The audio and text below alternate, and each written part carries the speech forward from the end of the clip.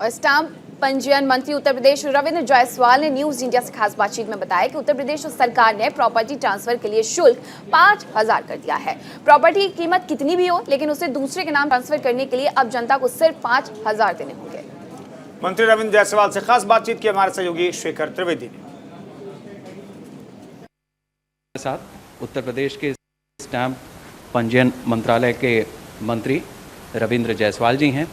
रविंद्र जी, ये क्या स्कीम है जिसमें आपने सौहार्दपूर्ण वातावरण और प्रॉपर्टी ट्रांसफ़र ये दोनों चीज़ें एक साथ रखी? क्या होता है कि उत्तर प्रदेश के अंदर अगर किसी प्रॉपर्टी का मलकाना चेंज हो तो उसकी रजिस्ट्री करनी पड़ती है या दान पत्र करना पड़ता है।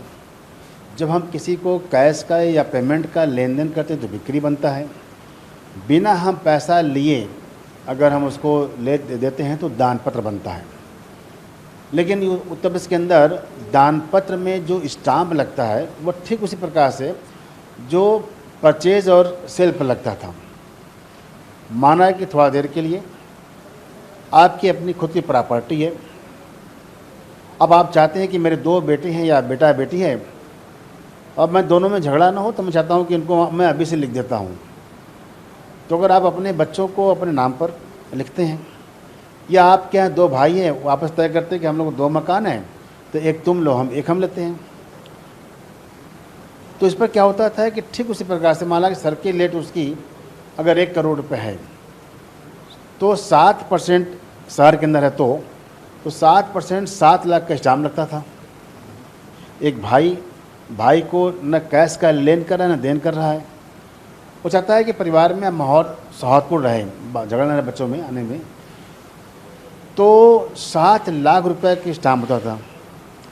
अब एक पिता अपने बेटे को कर रहा है, न पैसा आया न पैसा गया, न कोई मकान से बाहर निकला, न नया मेंबर आ रहा है, केवल चाहता है सेटलमेंट होने के लिए कि ताकि झड़ न रहे। ये जो 5,000 रुपये आए हैं, इसमें कितनी भी बड़ी प्रॉपर्टी हो, कितनी भी कीमत हो, शुल्क सिर्फ 5,000 रुपये। क्योंकि उसकी खरीद बिक्री नहीं हो रही है।